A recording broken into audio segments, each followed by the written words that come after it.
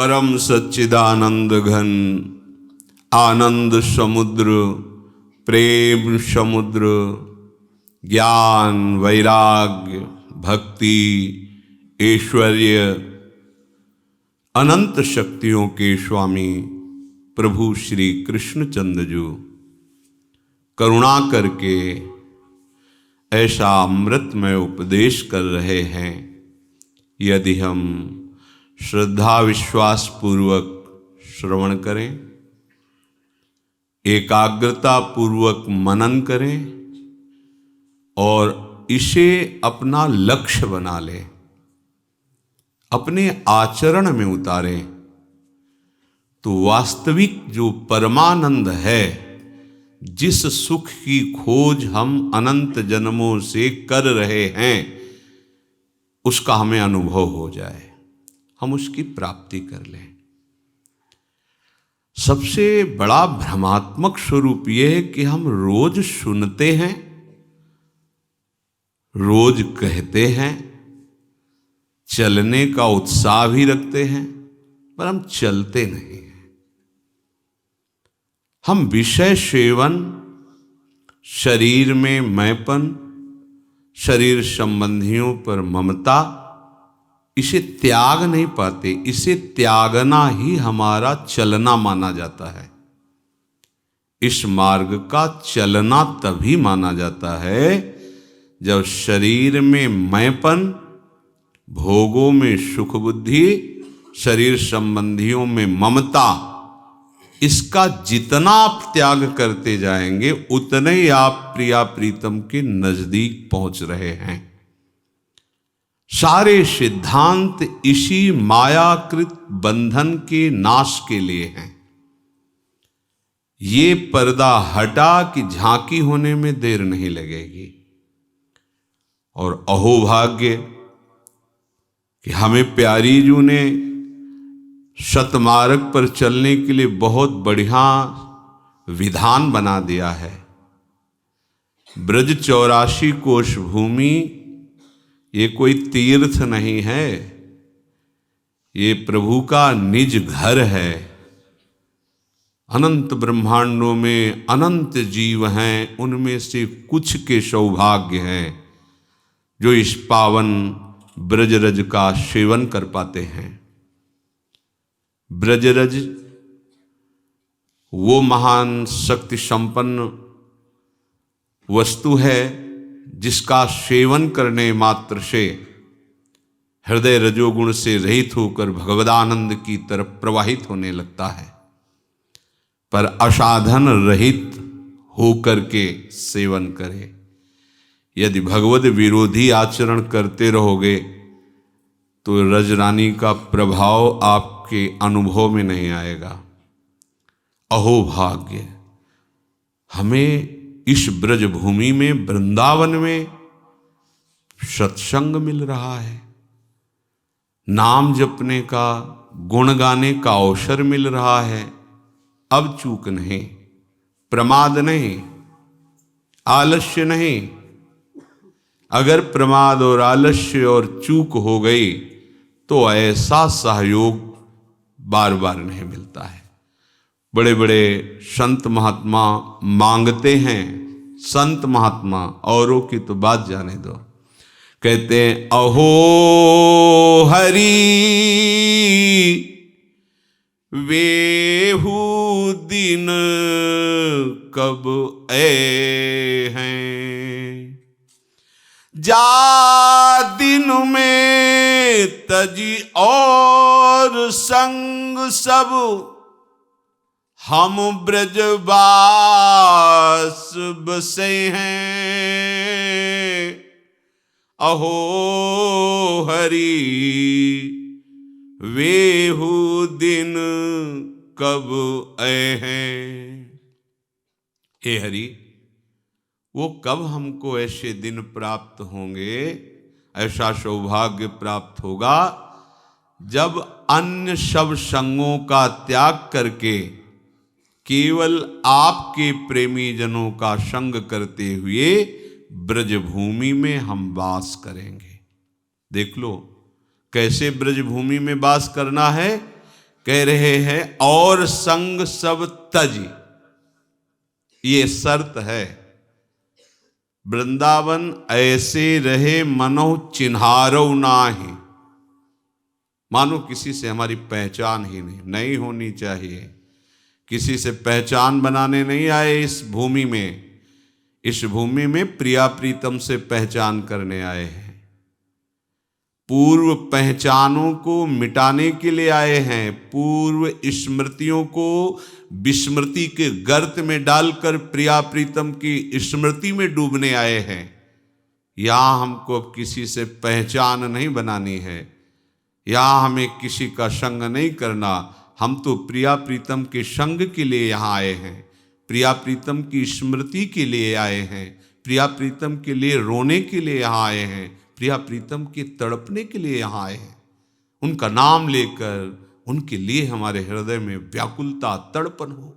गदगद सुर नयना सजल दंपति रस रह भीन, इही गति वृंदा विपिन में फिरे प्रेम तन लीन। तो ये तभी हो सकता है जब तज और संग सब। देखो हमसे चूक क्या होती है, अगर हम ब्रजवास कर रहे हैं, श्रीधाम में वास कर रहे हैं, तो हम कितना परिचय रख रहे हैं प्रिया प्रीतम से, कितना रख रहे हैं प्रपंच से, ये देखना होगा। ब्रह्मा के बनाए हुए प्रपंच से कितना हमारा संबंध है और प्रिया प्रीतम उनके निज जनों से कितना हमारा संबंध है, इन दोनों को देखना होगा। दोनों को देखो। और यहां कह रहे हैं कि सब संग तज करके मनो चिन्हारो नाय, तो जो बकाया रह गया है अंदर से और संग, उसका भी त्याग कर दो, असंग हो जाओ और पहचान मिटा दो। केवल प्रिया प्रीतम की पहचान से ही तुम्हारी पहचान हो। नाते नेह राम की मनियत सुहृद सुषेव्य जहां लो, अन्यथा नहीं। अहो हरि वेहू दिन कब ऐ हैं, संग करत नित हरि भक्तन को, हमने कहूँ नाही अघय हैं, सुनत श्रवण हरि कथा सुधारस महामत हुए जय है। कबई न दो नैन निसो निस दिन नीर निरंतर बहे हैं, हरिचंद श्री राधे राधे, कृष्ण कृष्ण कब कहे हैं। अहो हरि वेहू दिन कब ऐ हैं। ऐसा कब होगा? जब भगवत प्रेमी महात्माओं का संग करते हुए कभी भी हम तृप्त ना हो, ऐसा लगे रात दिन ये चर्चा सुनते रहें, रात दिन इनके समीप बैठे रहें। जैसे आग के समीप बैठने वाले को अंधकार और शीतलता जनित कष्ट नहीं भोगना पड़ता, ऐसे भगवत प्रेमी महात्माओं का आश्रय लेने वाले को अविद्या अंधकार का और विकार रूपी जाड़े का कष्ट नहीं सहना पड़ता। जो संत समागम में रहता है, बोलो इस समय किसको कौन सा विकार सता रहा है? जब भगवत चर्चा होती है, भगवन नाम कीर्तन, भगवत लीला गुण गायन, ये ऐसी महान रसवृत्ति है, कोई भी विकार उस समय आपका स्पर्श नहीं कर सकता। तो हे हरि, ऐसा कब होगा कि हम ब्रजवास करते हुए आपके भक्तों के संग से कभी भी तृप्त नहीं होंगे और भूख बढ़ती जाएगी? कब इन श्रवणेन्द्रिय से सदैव केवल आपकी ही कथा सुधारस का पान करेंगे, केवल, अन्य नहीं, आपकी ही कथा सुधारस का पान करेंगे और उसी में हम महामत्त हो जाएंगे, उसी में हम डूबेंगे। कथयन्ति च रमन्ति च, उसी का गान करेंगे, उसी में रमण करेंगे। ऐसा कब होगा कि आपकी बात कहते कहते हमारे नेत्रों में अश्रुधारा बहने लगेगी, और ऐसा निरंतर होता रहे, रात दिन आपकी याद करके हम रोते रहें, आपके गुणगान करके हम रोते रहें।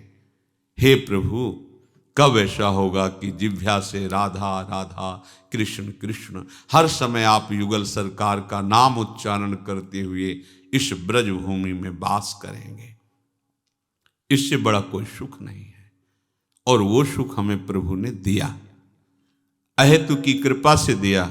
हमारी कोई तपस्या, कोई साधना, कोई भाग्य, कोई प्रारब्ध ये नहीं है, ये केवल कृपा है लाडिले युगल सरकार की। इससे बड़ा कोई सुख नहीं है। देखो, महापुरुष जन कहते हैं, जो सुख होत गोपाल ही गाए, सो ना होत जप तप व्रत संयम, कोटिक तीर्थ नहाए, जो सुख होत गोपाल ही गाए। आहा, जो प्रभु की चर्चा में सुख है, वो सुख किसी और में नहीं है। सच्ची मानना, बड़ी बड़ी स्थिति को प्राप्त महापुरुष भी इसके बिना जी नहीं सकते। सनक सनंदन सनातन संत कुमार, आशा, ये उनकी आशा बनी रहती है। बसन व्यसन यह तिन्हि, रघुपति चरित होय तह सुनहि। ये उनका नशा है, ये उनका जीवन है, ये इनकी आशा रहती है कि भगवत चर्चा हमको सुनने को मिले। जो साधन करके सिद्ध नहीं हुए, सिद्ध ही अवतरित हुए हैं। भगवान शिव भगवान है, परंतु लीला चरित्र में ऐसा रस है कि काकभूषण जी उच्च आसन पर बैठ करके भगवत चर्चा कर रहे, और भगवान शिव हंस रूप धारण करके नीचे बैठकर सुन रहे। कैसी महामहिम भगवान की चर्चा में अमृत रस बरसता है। वो सुख किसी और साधन में है ही नहीं। जो सुख होत गोपाल ही गाए, सो न होत जप तप व्रत संयम, कोटिक तीर्थ नहाए।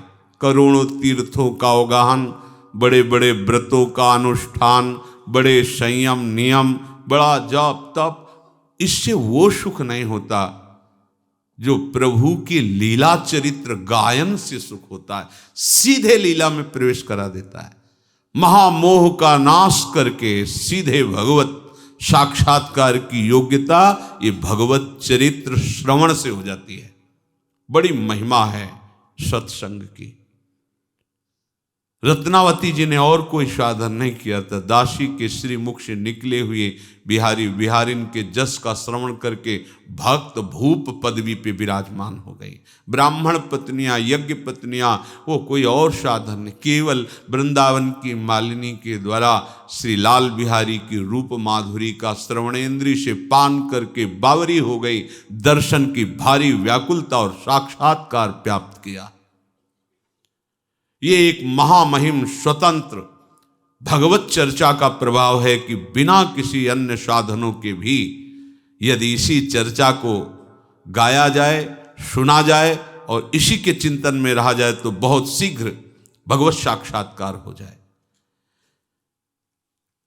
इसका प्रभाव जब उदय होता है भगवत चर्चा का, तो कह रहे हैं, गद गद गिरा नयन जलधारा, प्रेम पुलक तन छाए,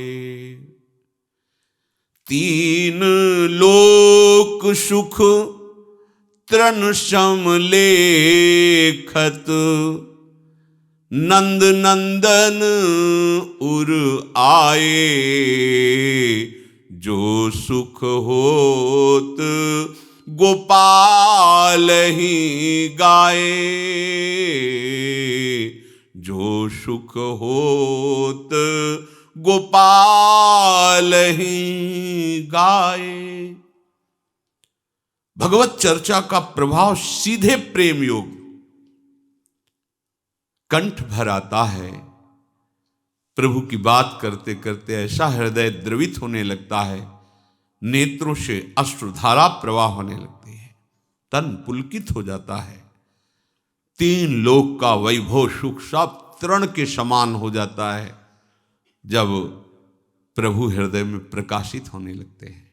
भगवत चर्चा सुनते सुनते, गान करते करते नेत्रों से अश्रुधारा, गदगद कंठ, तन पुलकित, तो फिर हृदय में प्रभु प्रकाशित हो जाते हैं। जहां हृदय में प्रभु प्रकाशित हुए उसके समान और क्या सुख हो सकता है। दिए लेत नहीं चारि पदारथ, श्री हरि चरणन अरुझाए, सूरदास गोविंद भजन बिनु,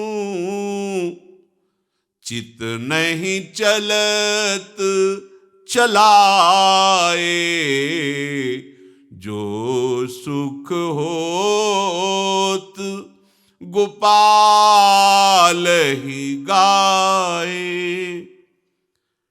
उसके हृदय में इतना आनंद उपासक के जागृत होता है कि धर्म, अर्थ, काम, मोक्ष, ये चारों महापुरुषार्थ देने पर भी वो स्वीकार नहीं करता। क्यों? क्योंकि उसका चित्त श्री हरि चरणों में लग गया है।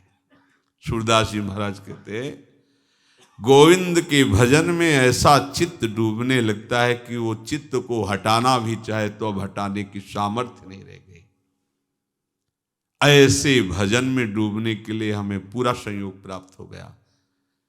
ये गोविंद की लीला विहार स्थली ब्रज 84 कोश, और गोविंद के भी नेत्र चकोर की भांति जिनके रूप रस का पान करते हैं, उनका निज महल वृंदावन सी प्यारी जो ऐसी उपासना का संयोग, ऐसे महामहिम वातावरण में यदि हम अपने चित्त को प्रभु में ना जोड़ पाए, वही प्रपंच, वही विषय चिंतन, वही राग द्वेष, काम, क्रोध, अहंकार, तो अब कहाँ अवसर रह गया है। फिर कौन सी ऐसी जगह है जहां हम आराधना उपासना के लिए अनुकूल वातावरण प्राप्त कर पाएंगे। वैकुंठ भी जिसकी महिमा के आगे लघु है, ऐसी रजरानी का आश्रय लेकर भजन न बना तो कहां भजन बनेगा। इसलिए सावधान होकर अपने जीवन के सौभाग्य को और बढ़ाओ, पतित मत होने दो। बहुत बढ़िया अवसर है। ये लुभावनी माया के द्वारा फेंकी गई ऐसे पाशे हैं, ऐसे जाल हैं जिनमें तुम हार ही जाओगे यदि स्मरण नहीं रहा तो। और अगर स्मृति चल रही प्रिया प्रीतम की, फिर कोई बाधा तुम्हें हरा नहीं सकती। जहां राधा वहां कोई बाधा नहीं। हर समय चिंतन, उसे महासुख प्राप्त होता है। श्री भगवान कह रहे, युञ्जन्नेवं सदात्मानं योगी विगत कल्मषः, सुखेन ब्रह्म संस्पर्श मत्यंतम सुखमश्नुते। तुम अपने आप को सदा आराध्य देव में लगाते हुए पाप रहित हो जाओ। आराध्य देव में तो लगने की चेष्टा करते हैं, पर दूसरा शब्द जो है पाप रहित हो जाओ, उसमें हम ध्यान नहीं देते। पूज्य श्री राधा बाबा, आप तभी समझना कि आप आराध्य देव के भजन में प्रवेश पा गए हैं जब स्वप्न में भी आपको काम विकार न सताए। ध्यान से, जागृत की बात नहीं कह रहे, आपके स्वप्न भी काम वेदना युक्त नहीं होंगे जब आपका भजन में प्रवेश हो जाएगा। जागृत की कौन कहे। दूसरा, स्वप्न में भी कोई कितना सताए तो उस पर स्वप्न में भी क्रोध नहीं आएगा। तीसरा, बड़े से बड़ा प्रलोभन प्राप्त होने पर स्वप्न में भी तुम्हारा वैराग्य सुरक्षित रहेगा। स्वप्न में भी तुम किसी लोभ प्रवृत्ति से डिगोगे नहीं, तब जानना कि भजन में प्रवेश हुआ है। एक बार पूज्य श्री उड़िया बाबा जी ने स्वप्न देखा, एक दरवाजे पे गए, भिक्षाम देहि,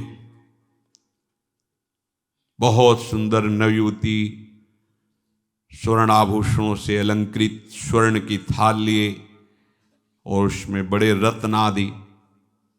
बाबा पीछे हटे और कहा कि मुझे तो माधुकरी चाहिए, ये सब नहीं।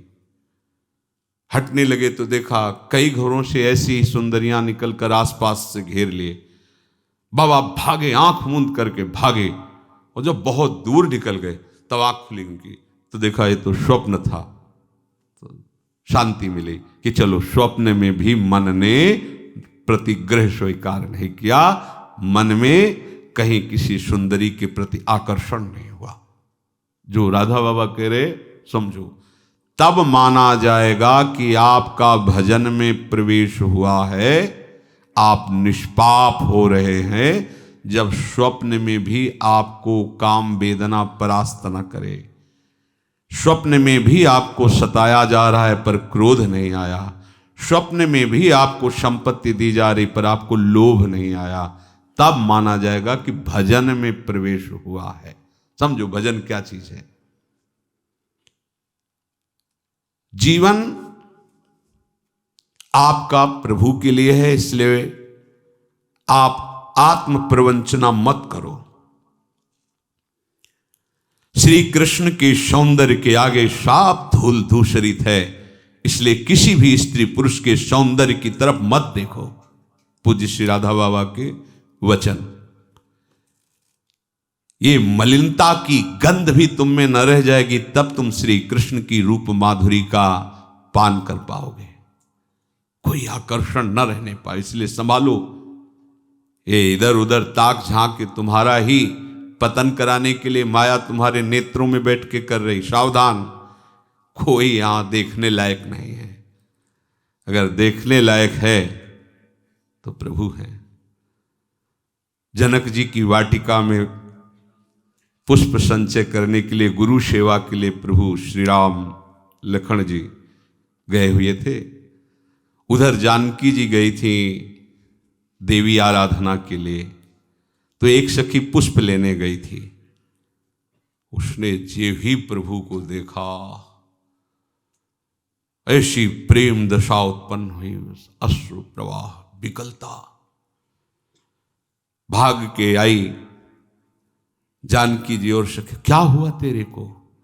बसु कहती देखने योग्य है, देखा है, देखने योग्य है। बस और कुछ नहीं बोल पा रही थी। कौन है? जानकी जी की सहेली महामहिम, वो विकल है, हम तुम तो जीव हैं। वो क्या कह रही? देखा है, देखने योग्य है, देखने योग्य। जानकी जी ने कहा क्या देखा है? तो कहती देखने योग्य। ओ अश्रु प्रवाह, चलो देखते हैं क्या है। श्री जानकी जी जब सखियों के सहित जीव ही कंकण और नूपुर की ध्वनि सुनी, प्रभु श्री राम का मन आकर्षित हुआ। लक्ष्मण जी से कहते हैं आज तक ऐसा नहीं हुआ, मेरा मन कोई आकर्षित कर ले, हमारे रघुवंश का स्वभाव है। ये ऐसा क्यों हो रहा मेरे मन में? ये सोच ही रहे थे कि लता ऐसे सखियां निवारे जानकी जी, जे ही राम जी की दृष्टि जानकी जी के मुख पर पड़ी तो माथे पे पसीना आ गया सरकार के। सोचो ऐसे युगल मर्यादा पुरुषोत्तम और फिर महाप्रेम रस सिंधु युगल सी श्यामा श्याम, इनको देखने के सिवा और कुछ देखना है? किसको देखोगे? कोई देखने लायक है? अरे होश में रहो, समय बर्बाद मत करो। समझो परमार्थ का भी ककहरा नहीं आता। यदि कोई तुम्हें अच्छा लगता इस सृष्टि में तो अपने को साधु महात्मा परमार्थी मत समझना। अभी ककहरा नहीं आता परमार्थ का। पूज्य श्री राधा बाबा, हिमालय की तरह अचल होना चाहिए तुम्हें अपने धर्म में। तुम्हारी श्रद्धा प्रभु में अटल होनी चाहिए। ये चार बातें तुम में प्रकट होने लगेंगी जब तुम्हारी श्रद्धा प्रभु में अटल होगी, तुम अपने भागवत धर्म में अचल होगे तो ये चार बातें आ जाएंगी। पहला, सर्वत्र तुम्हें अपने प्रभु का अनुभव होने लगेगा। मेरे प्रभु हैं, यही है, शब में है, कण कण में है। ये वाणी का विषय नहीं, ये हृदय में उसको अनुभव होगा। है जब अनन्यता आ जाती तब अनुभव होने लगता है। अटल श्रद्धा विश्वास तब अनुभव होने लगता है। अमीर खुसरो जी एक नियम लिए हुए थे, अपने गुरु के सिवा किसी का स्पर्श न करना। उनको कोई स्पर्श करके चला जाए बात, वो अपनी तरफ से किसी को स्पर्श नहीं करते, केवल गुरु चरणों का स्पर्श। गुरु सेवारत और व्यापारी थे, हीरे जवाहरात के बड़े धनी थे। एक गरीब ब्राह्मण उनके गुरुदेव के पास इस भावना से जाता कि हमारी बेटी का ब्याह है, बाबा सिद्ध हैं, कुछ धन दिलवा देंगे किसी से। बाबा बेटी का ब्याह है, कुछ धन की आकांक्षा है, परसों आना चलो। फिर परसों आए, बाबा आपने कहा था परसों, पादुका ले जा पादुका। अब महात्मा का आदेश, पादुका उठाई। अब संत की पादुका तो सर पे रखी, पर सोच रहा था कि पादुका से क्या होगा, मुझे तो अर्थ चाहिए, भोजन खरीदना है, स्वागत के लिए व्यवस्था करनी है। बाबा ने पादुका दे के फुसला दिया, पर कुछ तो होगा, सिद्ध संत है, अगर पादुका दी कुछ तो होगा। सोचता ही जा रहा था। अमीर खुसरो को गंध आई सदगुरुदेव की, है आसपास सदगुरुदेव का कुछ है। ये देखो गुरुदेव की अनन्यता, मेरे सदगुरुदेव का कुछ है आसपास। बस ऐसे पागलों की तरह देखने तो देखा, एक पादुका रखे आदमी। रुका, कहां से आ रहे हो? बताया मुख संत के गुरुदेव के पास से। ये गुरुदेव की पादुका? हाँ। कितने हो भाग्य तुम्हें, गुरुदेव ने पादुका दी। मुझे पादुका थोड़ी चाहिए था, मुझे तो धन चाहिए। धन? ये 13 ऊंटों पे हीरा जवाहरत लदा, मुझे पादुका देगा? वो ले लो। बोले ले जाओ, मैं नौकरों सही थी, सब ले जाओ। गए, पादुका, गुरुदेव पादुका लाया। अच्छा रख दे। कितने की? 13 ऊंटों में हीरा। हाँ सस्ते ले लिया, चलो। एक गुरुदेव की अनन्यता आभास करवा, मेरी गुरुदेव की कोई वस्तु है तो परम देव, आराध्य देव में यदि तन्मयता हो गई तो वो तो कण कण में है। उपासक के हृदय में अनुभव मेरे प्रभु हैं। जैसे प्रहलाद जी को मेरे प्रभु हैं, यही हैं, मेरे पास हैं, उसको अनुभव में आता है। अगर दिखाई नहीं दे रहे तो फिर उनको शिकायत करता है, ये छुपा छुपी का खेल मत करो, मुझे आभास हो रहा है, हो यही हो, हटाओ ना ये पर्दा, हटाओ और बेपरद मेरे आंखों के सामने आओ। तुम हो, मुझे पता है हो। दूसरा, मेरे प्रभु सर्व सामर्थ्यशाली हैं, ये उसको हर क्षण रहता है। इसलिए ये मांगना, जांचना, चाह करना, छल कपट, चतुराई, क्रय विक्रय, बहुत बड़े धनी के दास हैं। बहुत, आप जानते नहीं, वेद नहीं जानते तो आप क्या जानोगे। हमारे स्वामी की महिमा को सही पूछो तो स्वामी भी पूर्ण रूप से नहीं जानते हैं। हमारे स्वामी की महिमा अगाध और अनंत है, इसलिए स्वामी भी नहीं जानते हैं। इतनी अपार महिमा उनकी है। ऐसे स्वामी का आप दासत्व स्वीकार करके भजन कर रहे हैं, फिर आप में अगर विषय धन्य, भागवतिक धन्यता अलग चीज है, विषय धन्यता, हमारे पास कपड़ा नहीं, हमारे पास व्यवस्था नहीं, हमारे पास ये सब घटिया बातें उसके हृदय में रहती है, जिसने इस महान प्रभु का दासत्व स्वीकार नहीं किया, केवल नाटक कर रहा है। ऐसे सर्व समर्थ स्वामी का दासत्व, उसको पता है कि प्रभु हमारे सर्व सामर्थ्यशाली, कर तुम अकर तुम मान्यता कर तुम, कुछ भी कभी भी कहीं भी कुछ भी हो सकता है। जो असंभव है उसको एक क्षण में संभव कर दे। मेरा स्वामी ऐसा है। इससे क्या होगा? अन्य भरोसा, अन्य आशा, अन्य बल एक सेकंड में खत्म, क्योंकि जान गया ना सर्व सामर्थ्यशाली मेरा प्रीतम है, उसके गर्भ में वो घूमता रहता है। उसी बाहरी आश्रय, भरोसा, आशा, ये छल कपट का जाल, ये कैसे अर्थ आवे, कैसी व्यवस्था, ये सब आप अच्छे से समझो। जब एक उपासक अपनी सच्ची उपासना में लगता है तो देवराज इंद्र घबरा जाते हैं, त्रिभुवन थर्रा जाता है एक साधक की उपासना पे।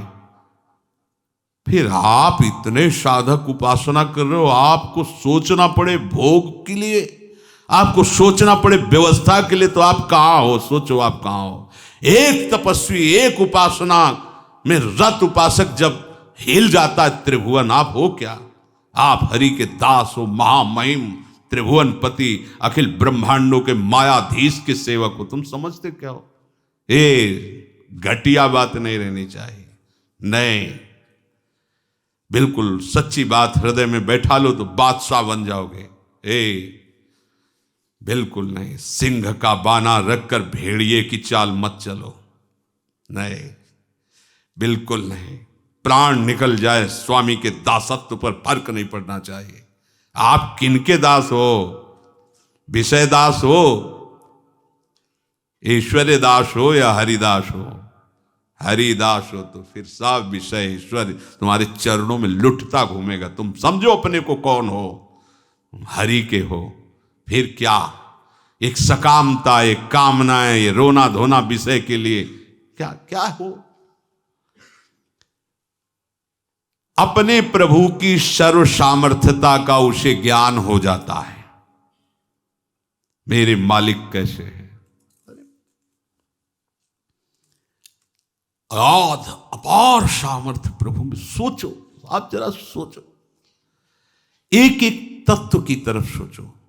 वायु तत्व क्या है, सबका जीवन कितना महाबल से, जल तत्व, ये सब पंचभूत माया रचित कितने सामर्थ्यशाली हैं। ऐसे ऐसे प्रभु की अनंत शक्तियां, उन प्रभु को आप अपने हृदय में सुमिरन कर रहे हो, अपना मानते हो उनको, और वो आपके हृदय की बात जानते हैं। फिर आपको अपनी बात दूसरे से कहने का मन कैसे हो जाता है? आपको दूसरे से चाह कैसे पैदा हो जाती है? आप दूसरे की तरफ देख कैसे लेते हैं? मतलब अभी गड़बड़ी है, अभी सच्चाई नहीं आई। अपने आराध्य देव के बल पर क्या नहीं हो सकता। छोटी छोटी बातों में अनुभव होने लगता है। पूज्य श्री महाराज जी के साथ पद यात्रा में से कभी कभी 10-10, 20-20 दिन ब्रज में महाराज जी के साथ भ्रमण किए। पैदल जा रहे थे, कई किलोमीटर चलने के बाद 6 किलोमीटर बकाया रह गए थे। दाऊ जी महाराज,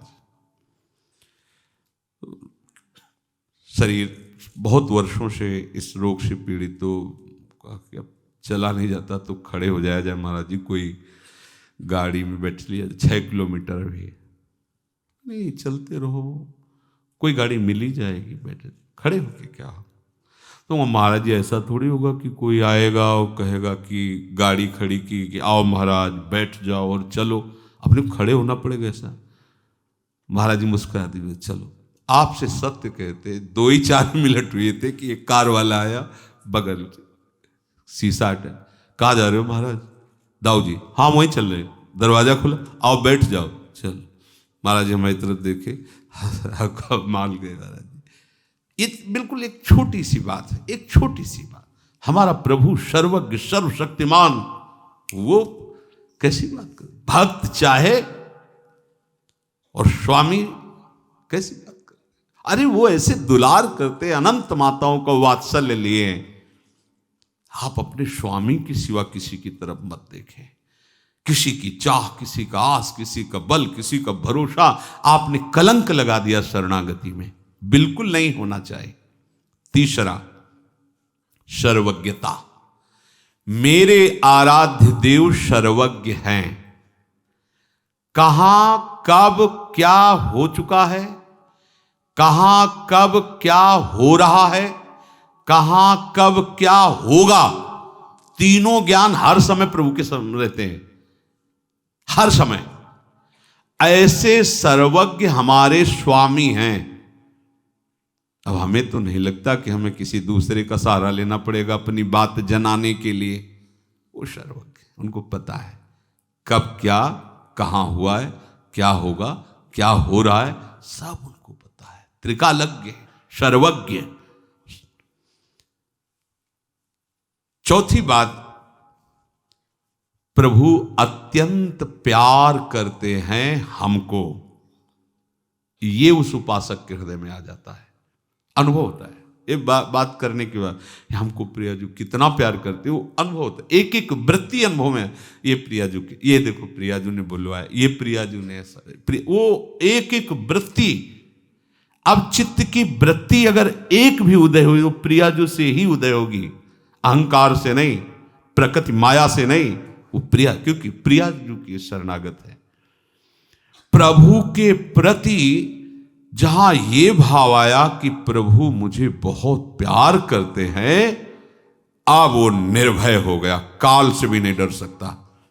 ये बात होती, ये चार बातें अचल श्रद्धा और विश्वास करने वाले उपासक के हृदय में आ जाती हैं। मेरे प्रभु हैं, अनुभव होने लगता है आसपास कण कण में। मेरे प्रभु सर्व सामर्थ्यशाली हैं, मेरे प्रभु सर्वज्ञ हैं, कब कहां कैसे क्या हुआ है, होगा, ये सब उनको पता है। और ऐसे मेरे प्रभु मुझे बहुत प्यार करते हैं। ये चार बातें उपासक के हृदय में अपने आप आ जाती हैं। जहां वो प्रभु का श्रद्धा विश्वास पूर्वक आश्रय लिया, भजन शुरू किया। मेरी बात मान लो भाई, मरोगे पूज्य राधा बाबा, पर ऐसे मरो कि फिर न मरना पड़े। बाबा कह रहे ऐसे मरो कि फिर न मरना पड़े। अगर तुम प्रभु का आश्रय लेकर भजन करोगे तो हमारी बात याद रखना, मरते समय तुम्हारे सामने वो खड़े होंगे तुम्हारे को ले जाने के लिए। बाबा कह रहे मेरी बात मान। इसलिए वो कह रहे मेरी बात कि हम देख रहे हैं, हम समझ रहे, तुम शायद ना समझ पाओ। यदि तुमने भगवद आश्रय लिया है और ईमानदारी से भजन कर रहे हो तो विश्वास रखना, और कोई लेने के लिए तुम्हारे पास नहीं आएंगे, वही स्वयं आएंगे, मरते समय तुम्हारी आंखों के सामने खड़े होंगे और वो बहुत प्यार करने वाले हैं। पर मरने के पूर्व तुम्हें तैयारी करनी होगी इस बात की कि मरने के समय मेरे, और वो कभी भी समय आ सकता है, किसी का भी आ सकता है। ये तैयारी करनी होगी कि मेरे सामने मेरे प्रभु हों और फिर हमारा शरीर छूट रहा हो। लेकिन आप लोग तो ऐसे लगे हैं, पूज्य बाबा के वचन है, जैसे बंदर कुत्ता। बाबा जब कभी बोलते थे तो बहुत कड़वा भी बोलते थे। अरे बंदर कुत्ता यही तो सब कर रहा है जो तुम कर रहे हो। बच्चा पैदा करना, बच्चों को प्यार करना, उनको पोषित करना, सोना खाना पीना, यही तुम भी कर रहे हो। संसार के पीछे जी रहे हो, संसार के पीछे भाग रहे हो, संसार के पीछे मर रहे हो। तुम मरते समय संसार ही तो आएगा। अगर प्रभु के लिए जियो, प्रभु के पीछे भागो, प्रभु के चिंतन में रहो, तो प्रभु अंतिम समय आ जाएंगे तुमको लेने के लिए। अगर हम किसी को ऐसा कहते तो हमारी तरफ ऐसा देखता है मानो फुसकार से हमें भस्म कर देगा। पूज्य राधा हुआ कि जब हम किसी को कहते हैं ऐसा तो हमारी तरफ ऐसा देखता है मानो भस्म कर देगा। अरे सावधान हो जाओ, अभी तुम्हें हमारी बात क्रोध दिला रही होगी, आग लगा रही होगी, पर हम जो बात कह रहे हैं वो तुम्हें शीतल बनाने वाली कह रहे हैं कि भूल मत करो। समय रहते अगर उपासक को पता लग जाए कि वो ठीक ठीक चल रहा है कि नहीं, तो बात बन सकती है। समय निकल गया तो फिर मन पछते ही है, अवसर बीते। इसीलिए बाबा कहते हैं हम कड़ुआ बोलते हैं कि तुम ठीक से अपने को देख सको, विश्वास करो। आपको कहाँ जाना है, जा किधर रहे हो, क्या करना है, कर क्या रहे हो। या पूछते रहते हैं कि भगवत प्राप्ति कैसे होगी। पैसा कमाने में विष्ठा की कीड़े की तरह मर रहे हो, नाम जपने में कितना समय लगाते हो, पूछते हो भगवत प्राप्ति कैसे होगी। पूज्य श्री बाबा कोई मर रहा है कि हमारा नाम हो जाएगा। अरे हम तुम्हें बताते हैं, अशोक इतना महाबली था, उसका नाम इतिहास में केवल लिखा हुआ, क्या उसे सत्य वस्तु प्राप्त हुई? क्या उसको सत्य वस्तु प्राप्त हुई? नाम लिखा इतिहास में, गया।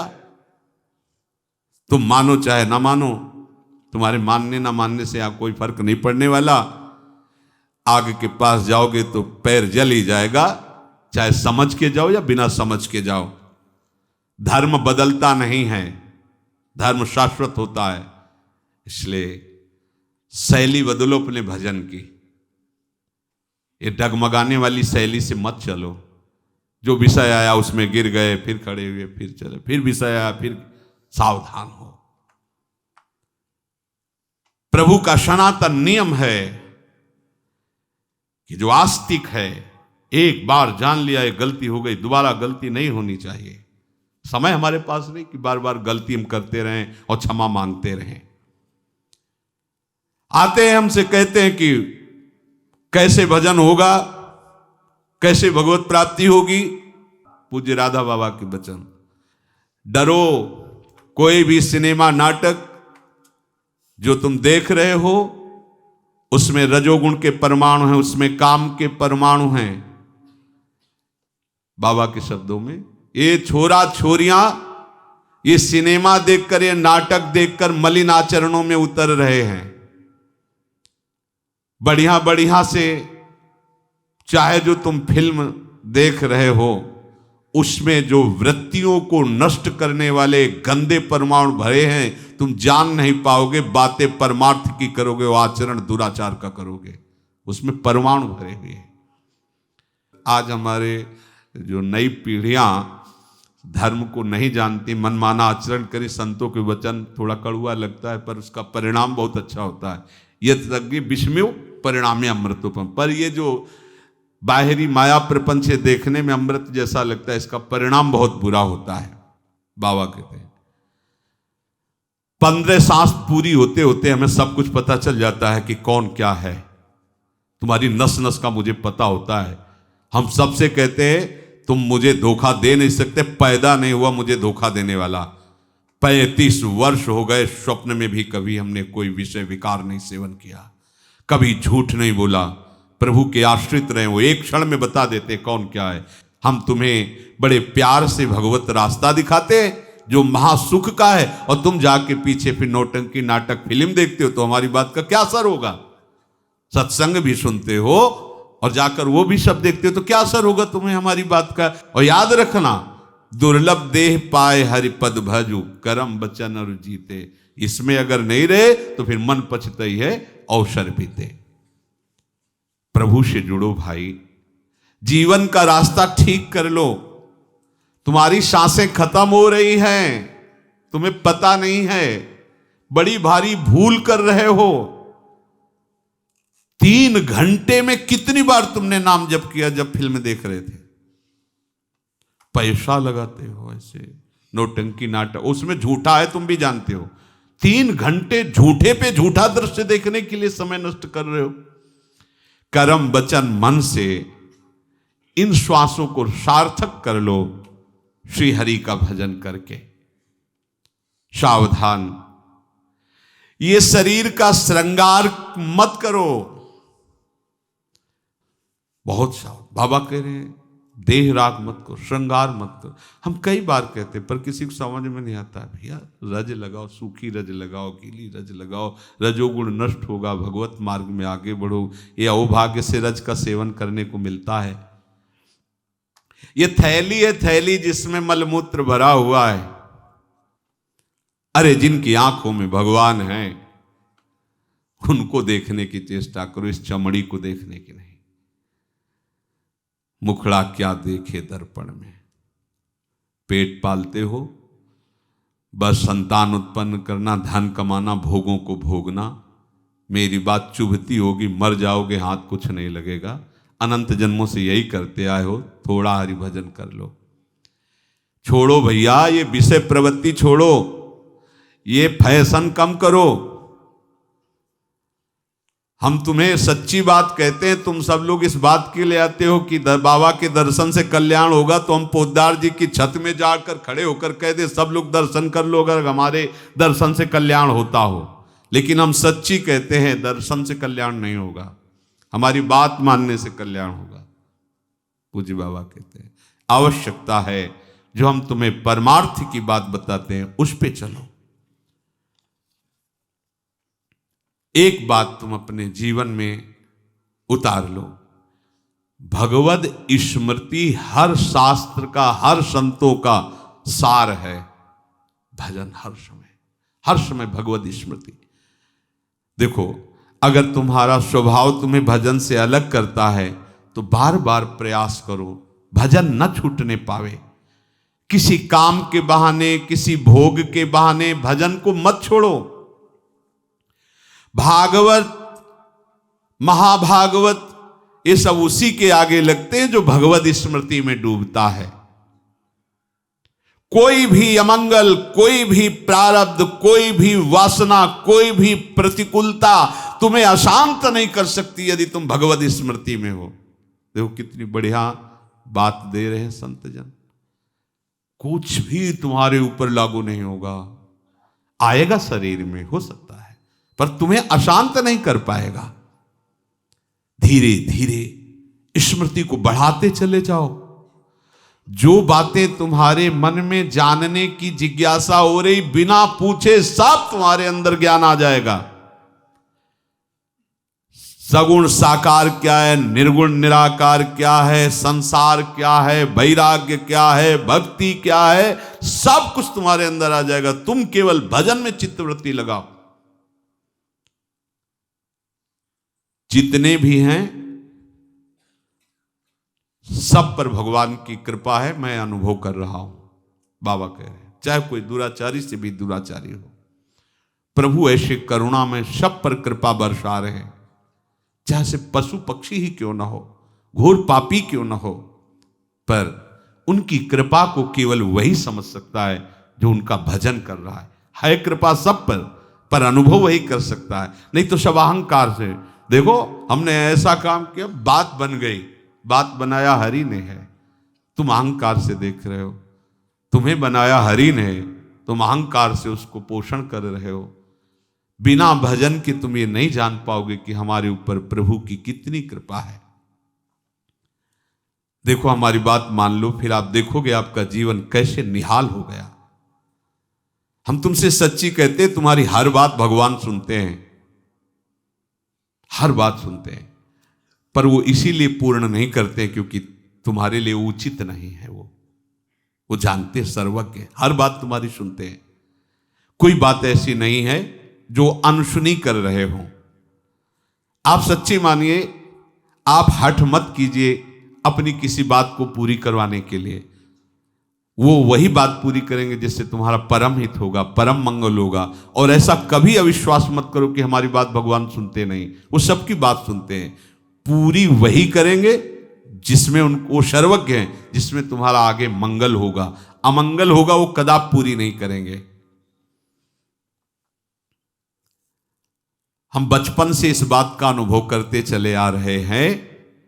मुझे जब कोई जरूरत पड़ती थी तो हमने जब संतों से सुना था कि भगवान से मांगो भगवान पूर्ण कर देते हैं, तो मैं बहुत छोटा था। एक बार मेरे मन में आई कि मुझे लिख के मिटाने वाली रबर चाहिए और मैं मांगूंगा नहीं, और मुझे मिल जाए तो मैं जानूं कि भगवान मेरी बात सुनते हैं। सच्ची मानना। जब घर गया तो माताजी ने कहा कि तुम्हें रबर की जरूरत तो नहीं है। तो हमने बोले, वो मेरे मन में आया था कि तुम्हें रबर मंगा के दे दें। तो ये हमने कुछ कहा नहीं, पर एकांत में जाके छोटे थे और भगवान से कहा, हाँ हमारी बात सुनते हुए मैं जान गया। सच्ची। पहला दिन था जब घर से भागे थे, शंकर जी के मंदिर में बैठे, 12 लगभग बजे जब, तो भूख लगी।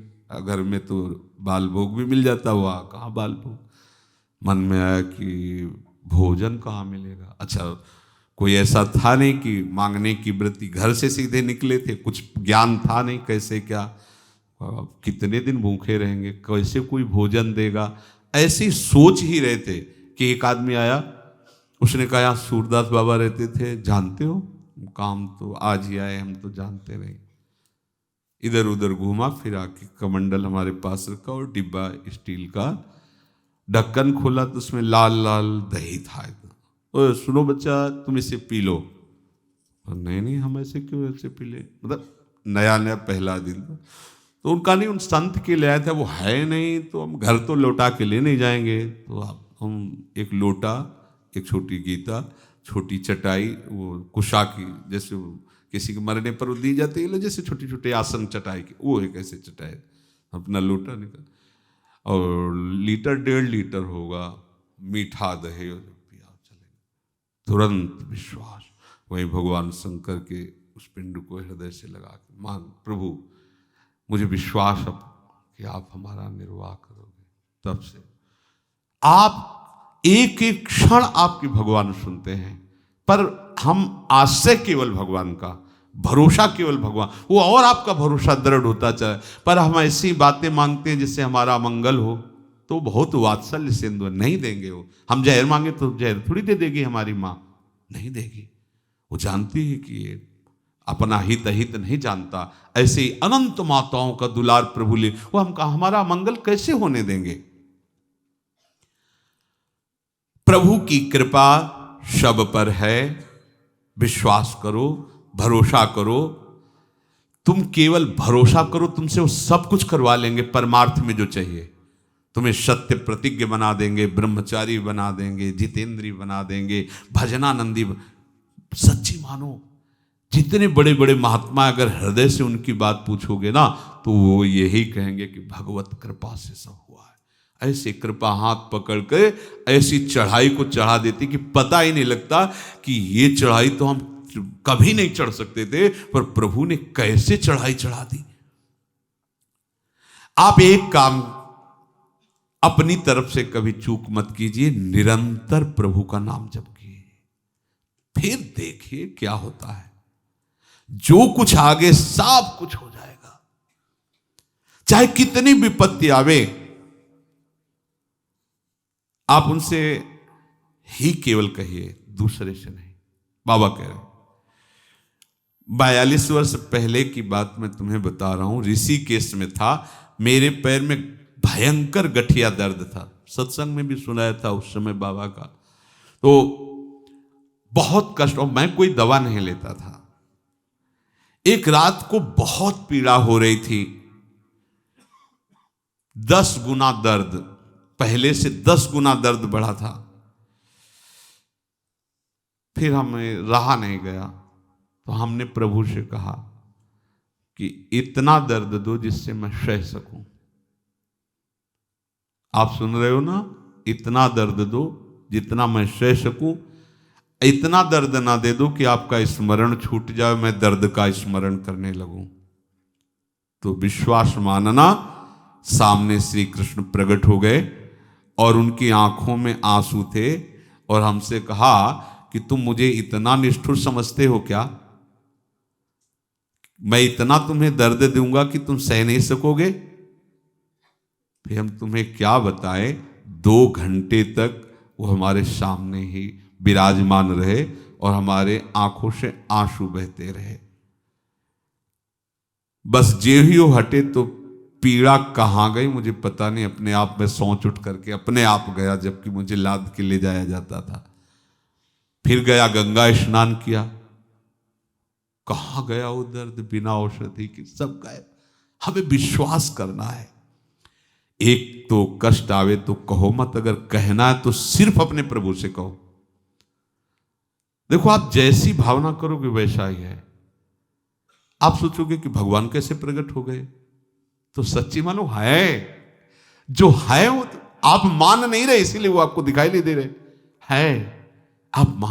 आप स्त्री मान रहे हो, पुरुष मान रहे हो, जड़ मान रहे हो, चैतन्य मान रहे हो, वो दिखाई दे रहे हैं। आप प्रभु मानो तो ये जड़ चैतन्य कछु नहीं दिखत, जित दिखत तित सच्ची मानना, जाकी रही भावना, जैसी प्रभु मूर्ति देखी तिन तैसी। उसी क्षण आपको वैसा ही अनुभव कराएंगे जैसा आप भाव करोगे। मैं कहता हूं कि कोई विपत्ति आवे, कोई कष्ट आवे, कोई समस्या आवे, मेरी बात मानना। एक तो कहना मत, अगर कहना हो तो विश्वास पूर्वक केवल प्रभु से कहना, बस, दूसरा नहीं। परमार्थ के मार्ग पर चलने वाले अविस्मृति कृष्ण पदारविंदयो, कभी अपने प्रीतम के चरणों का चिंतन मत छोड़ना। चिंतन का प्रभाव उतरेगा तो ये 7 बातें तुम्हें अनुभव में दिखाई देंगी। तुम्हारे सारे अमंगल नष्ट होते जा रहे हैं। पहला एक, तुम्हारे सारे अमंगल नष्ट होते जा रहे हैं। सब लोग तुम्हें प्यार करने लगे हैं। तुम्हारी सारी अनुकूलता घेर लिए है। प्रतिकूलता का नामो निशान मिटता जा रहा है। समझ रहे हो? ये जब अविस्मृति कृष्ण पदारविंदयो, निरंतर प्रभु का चिंतन चलेगा तो तुम्हारे अनुभव में आएगा कि तुम्हारे सारे अमंगल नष्ट हो रहे हैं। चराचर जगत तुमको प्यार कर रहा है। तुम्हारी चाहने वाली वस्तु परिस्थिति सब घेर लेगी। प्रतिकूलताएं नष्ट हो रही है। दूसरा, तुम्हारा मन शांत होता जा रहा है। तीसरा, तुम्हारा अंतःकरण, मन बुद्धि चित्त अहंकार निर्मल होता जा रहा है। चौथा, तुम्हारे हृदय में भक्ति का उद्रेक उफान आ रहा है। पांचवा, जैसे जैसे जो जो तुम जानना चाहोगे बिना किसी पढ़े लिखे सब ज्ञान तुम्हारे सामने हो जाएगा। हम पर विश्वास करो, सूर्य चंद्र तारे नक्षत्र ग्रह शक्तियां ये सब तुम्हारे सामने अपना परिचय खोल देंगी, क्योंकि तुम प्रभु का स्मरण कर रहे हो। छठवा, निर्गुण निराकार सगुण साकार ये सब तुम्हारे सामने होंगे। किसे निर्गुण निराकार कहते हैं, किसे सगुण साकार कहते हैं, क्या प्रेम, सब अनुभव में आ जाएगा। सातवां, आप अपने को भूल जाएंगे और भगवदानंद परमानंद के समुद्र में डूब जाएंगे। ये आखिरी स्थिति। आप विस्मृत हो गया अपना स्वरूप। अब केवल प्रभु, अपने आराध्य देव, ब्रह्म नहीं, माया नहीं, नहीं जीव नहीं काल, अपनी सुधि ना रही, एक रहे हो नंदलाल। हर समय भजन पुराण रो, चूक मत करो। एक एक श्वास केवल प्रभु के लिए। सत्संग, स्वाध्याय, नाम जप, नाम कीर्तन, सेवा और व्यवहार के जो भी कार्य करो वो प्रभु को समर्पित करके भगवत स्मरण करते हुए करो। इस जन्म में चूक ना हो। इस जन्म में तो प्रभु मिल ही जाए, नहीं तो पता नहीं अगला जन्म क्या होगा, संयोग क्या बैठेगा, कैसा वातावरण होगा। अभी बहुत अनुकूल वातावरण है। निरंतर भजन करके अपना काम बना लो। प्रिया प्रीतम के समीप पहुंचना। श्री राधा वल्लभ लाल।